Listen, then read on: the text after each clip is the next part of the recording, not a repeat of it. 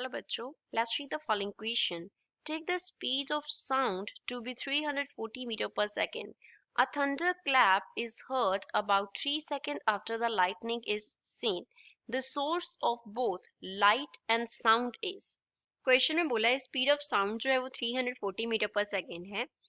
Lightning जब हमें दिखाई देती है उसके 3 सेकेंड आफ्टर हमें थंडरक्लैप सुनाई देता है. जो सोर्स है लाइट एंड साउंड का वो is moving overhead faster than the speed of sound. वो स्पीड ऑफ साउंड से फास्टर मूव कर रहा है. Be emitting a much higher frequency than is heard. जो सुनाई देती है उससे हाई फ्रीक्वेंसी emit हो रही है. सी emitting a much lower frequency than is heard. जो हमें सुनाई दे रही है उससे लोअर फ्रीक्वेंसी emit हो रही है. और D option about 1000 meter away. जो सोर्स है लाइट एंड साउंड का वो 1000 मीटर अवे है.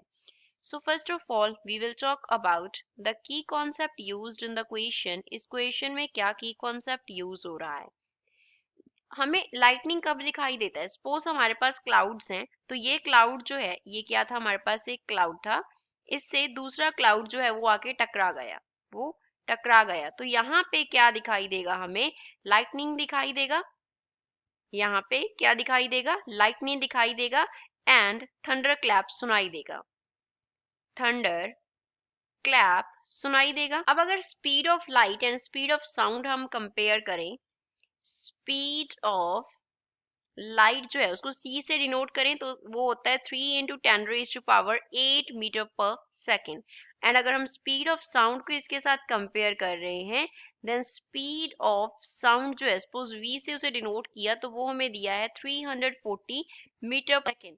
वी कैन क्लियरली सी कि जो स्पीड ऑफ साउंड है वो बहुत लेस है किससे, स्पीड ऑफ लाइट से. तो इस वजह से जब सपोज इस पोजीशन पे हमारे पास क्या हो रहा है, लाइटनिंग अक्कर कर रही है तो, और इस पोजीशन पे हम ग्राउंड पे ऑब्जर्वर है एंड ये क्या है, हम आसमान में ले रहे हैं. सपोज इस पोजीशन पे क्लाउड्स जो थे वो स्ट्राइक कर रहे थे.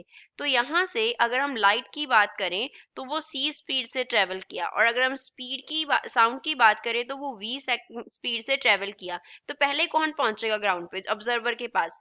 लाइट पहले पहुंचेगी तो पहले लाइटनिंग दिखाई देगा और उसके आफ्टर हमें क्या सुनाई देगा, स्पीड ऑफ साउंड सुनाई देगा. अब अगर हम डिस्टेंस की बात करें तो जो डिस्टेंस है वो किसके इक्वल होता है, that is equals to velocity multiply by क्या हो जाएगा, टाइम हो जाएगा.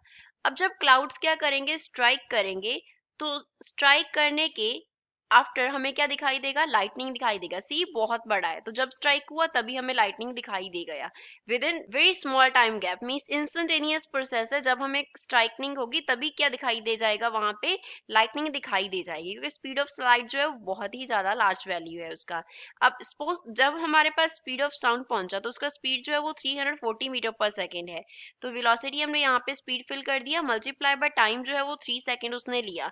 तो जो डिस्टेंस उसने ट्रेवल किया वो कितना किया, that is approximately 1020 meter distance जो है वो साउंड ने ट्रेवल किया.